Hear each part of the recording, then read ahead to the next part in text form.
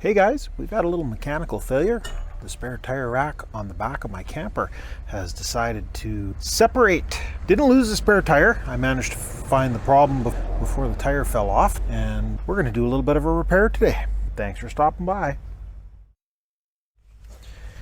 Well, let's see if the impact here has enough oomph to buzz these U-bolts off.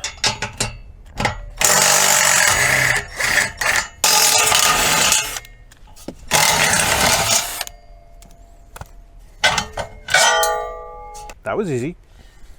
We've got some minor tweaking that needs to happen to get this thing back lined up. The top is a little twisted, bent. This obviously needs straightening. This needs to be bent up.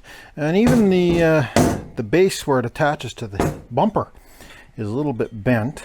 I'm thinking I need to break out my little baby sledge and go play tappy tap tap over on the bench vise. And unfortunately, yeah, there's not really any place to set up a camera over there. So let me go do a little bit of tweaking and I'll come back and show you guys how I made out. With a little bit of massaging from my little tiny, I don't know, 2.5 pound hammer, things are for the most part back into proper shape. Didn't really take much pounding at all. We've still got a little gap there. Now I could just, grind this clean and weld it back together and say good enough, but I have a sneaking suspicion that we're probably going to end up broken again if we do that. So I've got some angle iron kicking around here that's surplus to prior needs. I think we'll make some gussets that go around these corners, both at the top and the bottom. And hopefully it will be a little bit better for holding things together. This angle iron looks like it'll do a good job of beefing this up. It's similar thickness, maybe a little bit thicker than what's here. Let's take the roll lock, I don't know, a paint stripper wheel, and we'll just kind of clean things up here a bit.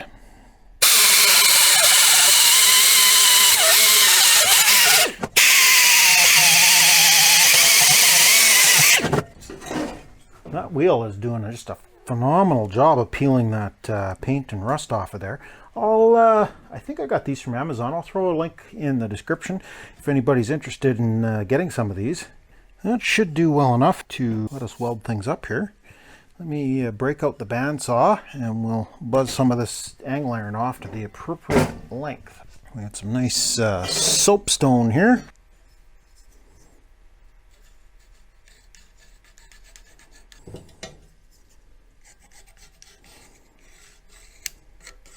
Okay, we'll give that a buzz off, cut these, and we'll see how it turns out.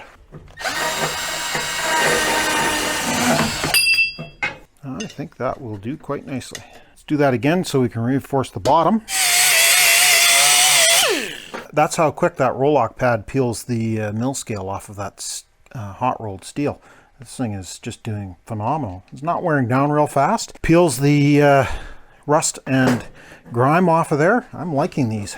I want to keep the edge of this steel back just a little bit from this hole. This is the hole that the bolt goes through that holds the wheel in place. That looks pretty decent. Now I could, drill holes and do a rosette, but I think with being able to get at the sides here and across the top, I'll burn that in good and solid. I don't think I'm going to have any issues. Might take a bit of a grinder afterwards and take the sharp points off of that steel. Let me get this side clamped in place. This side doesn't have to be quite as stiffly mounted because the parts are, for the most part, still straight. Beefing things up. Let's fire up the welder and see what kind of damage we can do. As I've said in previous videos, I'm not a professional welder by any stretch of the imagination. I can generally convince steel to glue itself together. Any resemblance to a decent weld should be credited to the Lincoln welder that I'm using, not any skill level that I may have. Now, I'm not going to worry about covering my arms completely to protect myself from UV because I'm really not doing a whole lot of welding here. I've got it set up to weld 10 gauge or approximately 1/8 inch. I do have the gas turned on. Well, let's see how this works. It certainly helps if you have your auto darkening mask turned on instead of having it in grind mode. think we're a little on the hot side, but you know what? I'm not going to worry about it. One last thing that I want to do is weld the bolt in. Let me find the spare tire and grab the bolt. This is the mounting bolt. Now, is welding it in absolutely necessary? No, it's functioned for 10 years the way it was. However, one problem with it is that I need to put I had to put a pair of pliers on the back side of this while I was spinning the retaining nut off. Welding it in place means that I only have to use one tool when I go to pull the tire off of the spare tire rack. Let's buzz that thing on there. Just need a couple of good tack welds. And that's not coming out of there. Not without some serious grinding. There we go. A metal hot glue gun did its job. Yeah, I know, not the prettiest welds in the world, but with a little bit of grinding, a little bit of paint, that'll be just fine. Much better than it was anyways.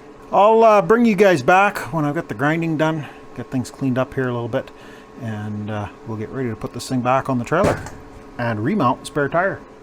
Happened to find a can of truck bed spray-in truck bed liner, and that's what I've put on this, and it looks like it's pretty nice, kind of giving a little bit of a texture.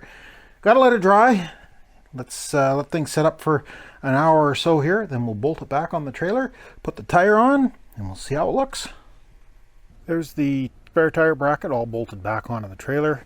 Give it a quick spray with the truck bed liner, and it seems to have turned out not too bad. Let's bolt that tire up and see how things look. That seems to be pretty solid. A little bit of dust on there. Not anything to be too terribly worried about.